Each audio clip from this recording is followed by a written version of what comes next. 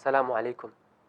خواهي قورا فرمي كتاب أنزلناه إليك مبارك، كتابك من دابزان وتسر إيوة سرتو أي محمد مبارك. أم كتابا مبارك وبيروزا بوتي داي بزان دو خواهي قورا أم كتابا ليدبروا آياته بويل آيات كان الراب مينيو بيري لبكيتوا وليتذكر أولو الألباب وبو أوي أواني خاون جيرين بير لا واتكاني بكنوا بير لا آياتكاني بكنوا.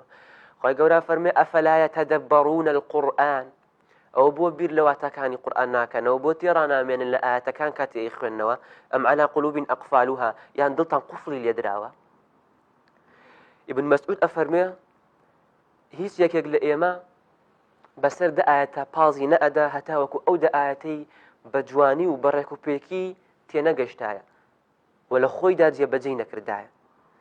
لروج القيامتا بيغمر عليه الصلاة والسلام شكات لدانا من أكاو. خواهي قول أفرمي أي جريت وأفرمي وقال الرسول يا ربي إن قومي اتخذوا هذا القرآن مهجورا. أي خواهي جان أم قومي من لدواي من أم قرآني من يعني هجر كرد. ابن كثير التفسيري أم آيات أفرمي إليك لنوع كاني هجر كردني قرآن هجر كردني تدبر كردنا تيدا هجر كردني أويا كوابير لو أتاكاني نكيتوا. آخر معناه نية بسر أم آتانا بروي كخواي قورا فرمي لو أنزلنا هذا القرآن على جبل أجر أم قرآن دا ببزنايا بوسر كيويك أو كيونا دلي هيونا جاني هيا أفرمي لرأيته خاشعا متصدعا أبيني أم كيو تفنتنا أبو التي من خشية الله لا ترسي خواي قورا.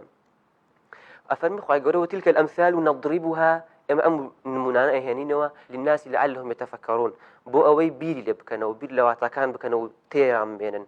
خواي قورا أفرمي واتقوا الله كاتك قرآن أخوانن كاتك نوج أكي تبيج نوجيك أكي كاتك لهرجي قرآن أخواني لكاتي قرآن أخوان دنا كذا تقوى خواي قورا بكا شو تقوى خواي قورا بكين بير لواتكاني بكروا تجويد حكم كاني تجويد بجواني جي بجوكو بير لواتكاني بكرو تيكل ببا لقل آياتكانا تقوى خواي قورا بكا لكاتي قرآن خوانك هدا أي قرآن خوان إنجا خواي قورا ويعلمكم الله تقوى خواي قورا بكن إنجا خواي قورا فيرتان أكاو برسان أكاتو أتان كابزانا.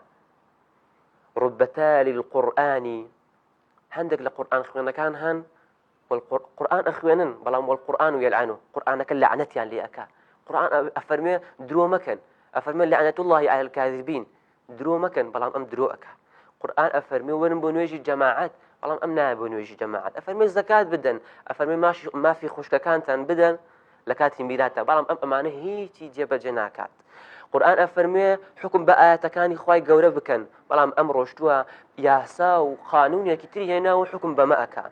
خواهي قورا فرمي ومن لم يحكم بما أنزل الله فأولئك هم الظالمون. أو أنا حكم ببرنامج خواهي قورا ناكن أو أنا لستمكارانا لفاسقانا أقل القرآن بباشتري بزانان فأولئك هم الكافرون لكافرانا.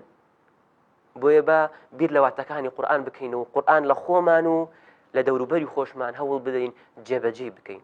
السلام عليكم ورحمة الله وبركاته.